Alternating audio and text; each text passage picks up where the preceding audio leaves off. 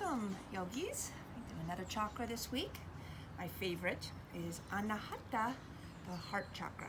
It's this chakra that's right in the middle. There are 3 below it if you work with a traditional 7, 3 below and 3 above.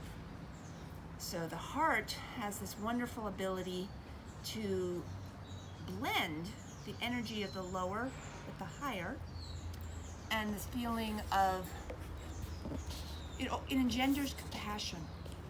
Our lower chakras are our little fragile animal cells that feel pain, that feel fear, vulnerability, and our higher consciousness, our intuition and our creativity are in these higher chakras. We humans are this blend of both, though, and they blend together at the heart. All right, so it's like a foot in each door. They have that higher sense, but they're right there. They're right with you, below, to create compassion and love. And then last time we were doing our solar plexus chakra, which was about empowering ourselves and getting back to work, getting discipline and vigor and effort involved. You need that as a transition from that watery self. The second chakra was water. You need to suddenly get off the couch and do some effort in the third chakra. But what happens there, I like to always talk about when you get overbalanced, when you overdo third chakra, which many people do. Many people are become workaholics, right? They overwork themselves at the office or the gym, right? And become testosterone so pumped up that you can't move your arm, touch your back or something, right, with your hands. And even if not physically, metaphorically, it's working so hard that you stress out, right? Any of us can get there, stressing too much, working too hard. So the solution to that is to move into the heart chakra. Really simply, this is unconditional love. And even though second chakra was our pleasures and our fun and our friendships, these are not just your drinking buddies. Heart chakra, the best way to balance it is to be with people you unconditionally love. So maybe grandma, right? It could be a partner, for sure. It could be your spouse. It could be children. It could be your own children or nieces or nephews. It could be friends who behave as family to you, who are long-term, not your sort of casual friends, but the ones who really serve as surrogate sisters or brothers, or mentors on this deep level, surrogate parents, your favorite aunt and uncle. I mean, the people who just love you have known you your whole lives in some level. You maybe feel like you've been on many lives with these people. This is what you need to move into. If you've been working too hard, you need to start spending time with the people who really know and love you, warts and all. That's the idea. That's what unconditional love is loving despite the difficulties, and still loving them even though they make errors. That's what we need to fix that drive to overachieve, is to spend time just loving, right? That's the first one. It's also I'm spreading out my arms here. It's because in the body, it's the heart, it's the arms. The arms help you feel, right? Your hands, we talk about different senses. Each of the chakras has a sense associated with it. And this one, so our second tip is a hug, right? It's physical touch, it's feeling. Hug more.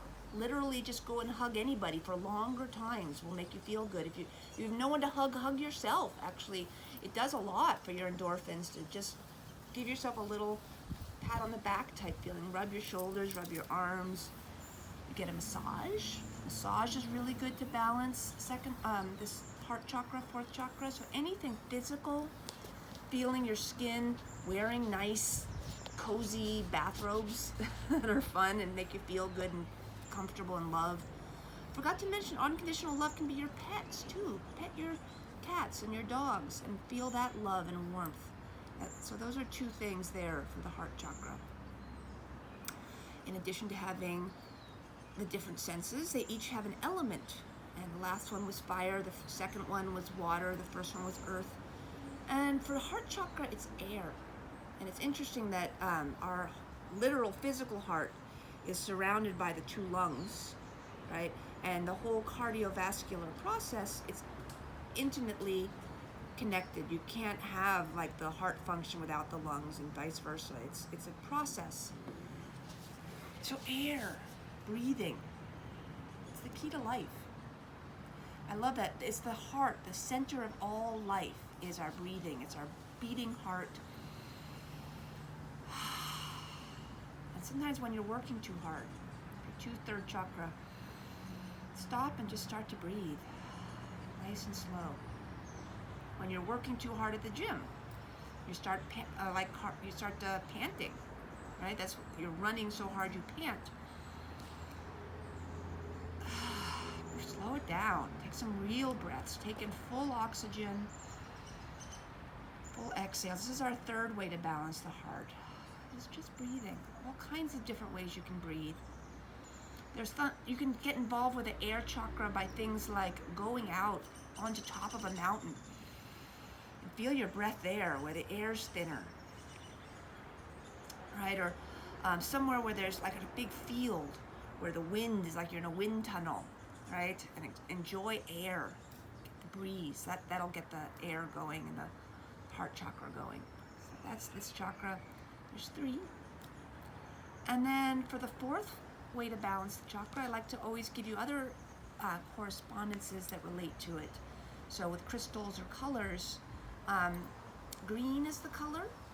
So anything that's green, like wearing green, literally, it's a healing color. It reminds you of the leaves and the plants around us, the life force. I really feel like this chakra is about life force. So everything green is just immediately feels healing and living. But there's stones like emeralds or green jade, peridot, all kinds of any green stone is good. But because it's heart too, it doesn't have to be green when it's crystals. Because another thing that's really love oriented, we can also bring in plant medicine. Roses are, and I could talk about this with all the other chakras too, they all have different associations with different plants and smells, right? But just a really classic one for the heart where immediately that opens when you smell or see roses, right? So it actually, rose quartz is a really good one for this chakra too, because it feels that love feeling in us. There's 4. And then I always like to give you a actual yoga pose that opens the heart. So for this one, I like them to always be really accessible to anybody, right? But back bends, even though you feel like you're bending your back, they open up the chest and open up the heart. We do be careful about them because some people have problematic backs. They tend to be good for your back, but I like to give a lot of cues to make sure your back stays safely done. So from all levels, you can start off lying on your back. But when you're lying on your back, here's the one that I think is most important. Press all 10 toes into the ground, even and especially your baby toes. When you press your baby toes into the ground, it actually presses your outer hips down, and your inner thighs come up a little bit. That's the feeling you want on your legs. You push your baby toes down, press your legs down, especially the outer hips. But then you can start to lift your heart. Here's the heart opener. Many people's shoulders start to get in the way. They're here. I'd like our shoulders to roll up and back, and your chest just lift up. Your arms can lift up too. Now some people might interlace their fingers. Some people might want to grab a strap or a towel or something. You can also just keep your hands here at their sides. At a first level, when you're first doing this, just do the upper body. You can go up and down a few times. Inhale up and exhale down. Ease into it. You've been practicing yoga longer. If you've been doing this a while, you could try also lifting your legs. If you lift your legs in this pose, though, I want the same feeling of the outer hips going down, your inner thighs spinning up. So your baby toes still press down, and you're really trying to lift your inner thighs up. You even try to lift your belly away from the ground. Here we are in Shalabhasana, locust pose. Lots of variations of it, right? All levels can do it safely. When you're done, bring yourself down. I like to make myself a little pillow when I'm done with this pose. Make your hands into a pillow, rest your cheek on your pillow. And what really releases our back and our hips after that, if your big toes touch and your heels fall open, that actually does the opposite of what we did in the back bend. It releases the outer hips. So just rest here. Feels nice afterwards. And then we've opened our heart chakra, Anahata. As always, feel free to join me on the mat, in person or on Zoom.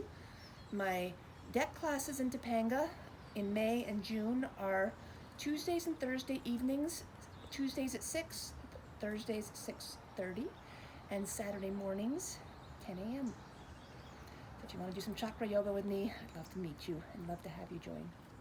Namaste.